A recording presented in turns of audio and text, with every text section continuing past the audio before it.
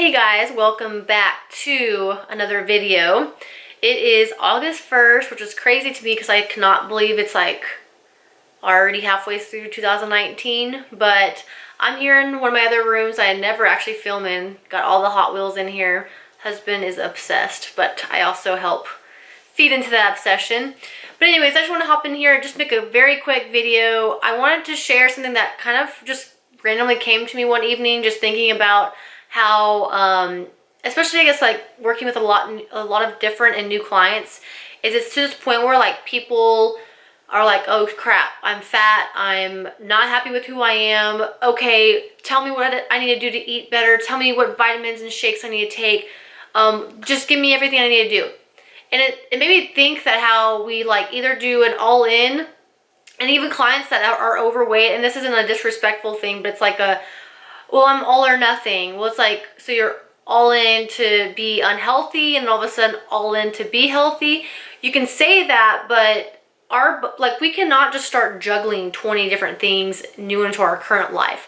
Like everything we do, we need to create some type of small change, a new habit, a good easy transition. Because if I were to give myself 20 new things, or like go start a job in an industry that I know nothing about, I'm gonna probably quit in the first 3, 4, 5 days, because I'm like, this is too much, I can't handle it. And it becomes so overwhelming, you don't even know how you can control the time or your mind of what you're trying to do, if that makes sense. And so I just wanted to share that, like, if you're on your journey or not, or thinking about it, or the reason that you're not doing healthier things is because you just don't feel like working out, or you don't want to work out, or you think you don't have time to work out, at least do the things that you can control that requires not working out. Like, there's a lot of people that I've met working in the gym and just meeting new people, and that's what I loved about working in the gym when I did before was, and I still work in a gym, but a corporate gym, is you ran across a lot of different people, and some of them would come into the gym saying, hey, I want to learn how to work out. I've never been part of a gym, I've never worked out except, you know, running or walking, but I lost 80 pounds on cleaning my diet up. I lost 50 pounds cleaning my diet up. And it made me realize that, like, even if you are working out, your diet is majority of your results than the exercise itself. And there's so many different like aspects of working out that's so important, and what it does physiologically to your body and to your mood and all these things. I'm not gonna get into that, but it just made me realize that you can work on something and put some effort even if you decide not to work out. My mom did intermittent fasting a couple years ago. She still is back and forth on it, but primarily doing intermittent fasting, and she's lost 25 pounds on her own. And of course there's some fluctuation there, but the fact that like you can lose weight and help your metabolism and help burn fat even if you're not working out. The exercise helps progress that. It moves things a lot faster. There's other aspects to it, like I said, but you can burn fat and get healthier by improving other areas. So I want to share 3 things that you can do, and it's super easy, and you're gonna laugh when you hear these 3 things, but the reason I'm sharing it is because I feel like social media and commercials and the news makes you believe that there's these new hot pills or new hot diets or new hot food products that are out that is going to help you. And the reality is it's not. It's just creating a new refresh in the industry, a new face. It's just like every other market out there. But they know, and people know, that majority of people want to improve their health and get better and lose fat. So it's an easy place to target and create fear amongst people to feel like they need to do these things or else they're not going to get the results.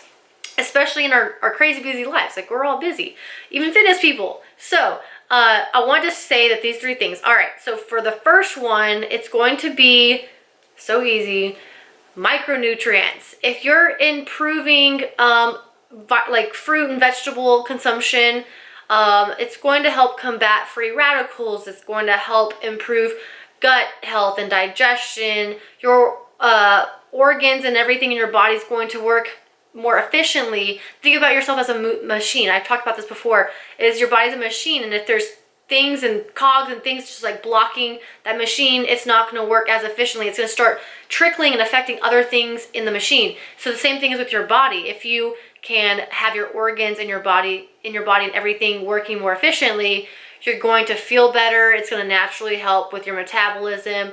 It's going to help with your mood. It's going to help with cognitive function, gut health, heart health, all these things. And so there is a lot of research, and I'll link it below, but there's an article that I read from Precision Nutrition, and they talked about giving vitamins to people in their test, and I won't go into depth because I'm going to tag the article below, but by just someone taking a multivitamin, and it wasn't even like the highest quality multivitamin, but they actually lost inches in their waist and dropped body fat percent. So I'm gonna link it below. Please read it. I'll probably butcher the whole thing if I try and say it, but if you just read, you'll realize how much micronutrients are important.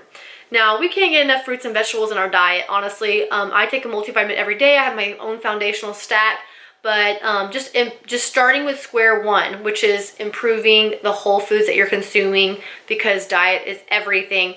Focus on improving vegetable intake and fruit consumption. So that's one way to help burn fat. And then step two of burning fat. Wow, I just froze there. Step two would be consuming more protein. So I've been seeing several companies that do meal prep posting like fat trimmer meal or weight loss meal. There are some I'm not like saying anything bad, but there's some meals, like what they're saying is it's maybe more moderate to lower carb and higher protein. Or like if you're trying to gain weight or whatever, it might have like higher carbs. So technically, I mean, that's true. It's fat trimmer because maybe you going out to eat for fast food at lunch that has, 80 carbs, and now you're doing a meal prep that has 25 carbs. You're consuming less carbs, less fuel source, maybe less fats, but you're also intaking more protein.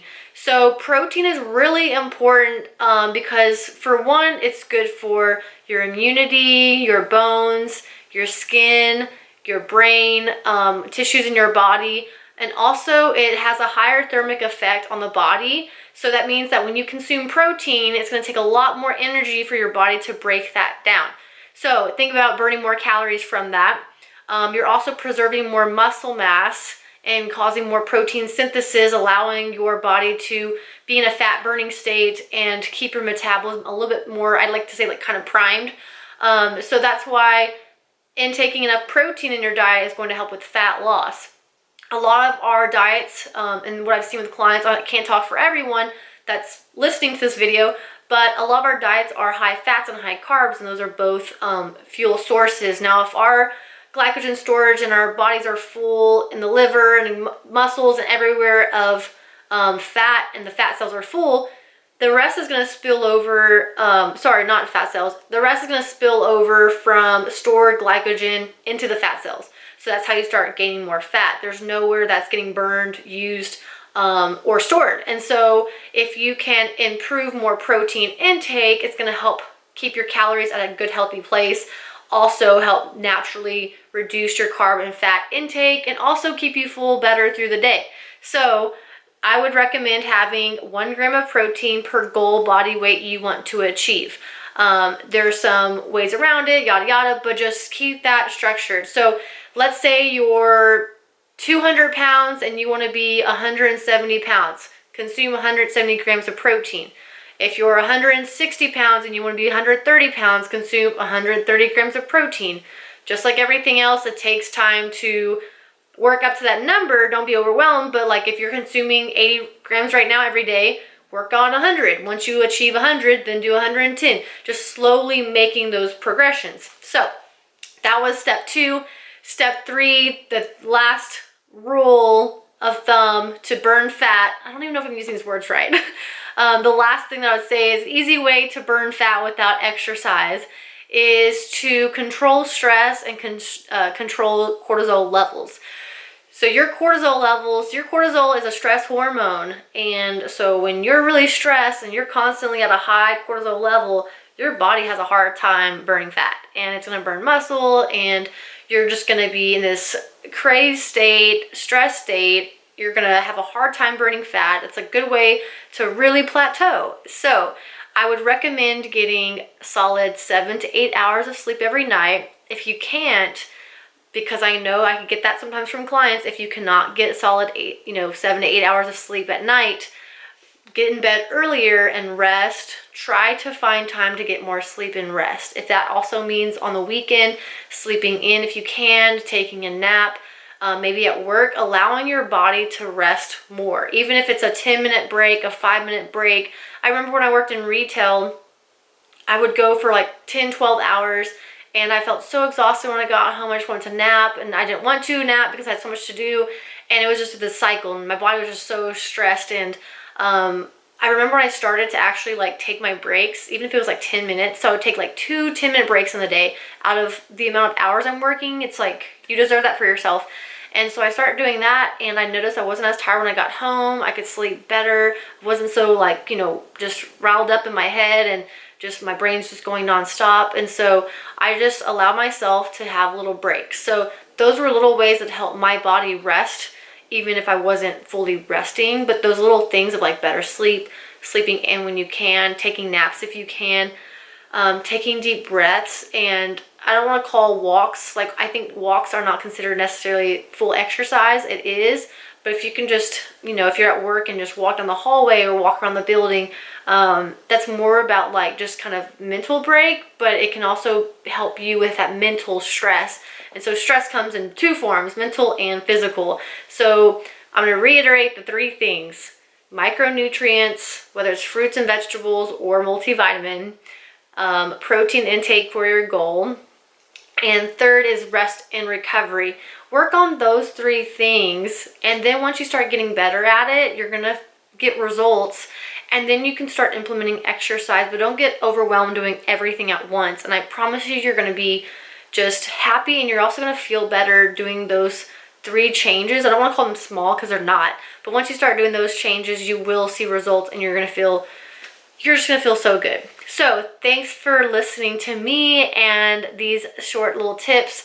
If you have any questions, please message me. I'll leave my email below, but check out the links that I leave below as well, specifically that micronutrient research from Precision Nutrition. And yeah, stay tuned for the next video, and you can find me on Instagram at jacqueline.penna, and I'll see you guys next time.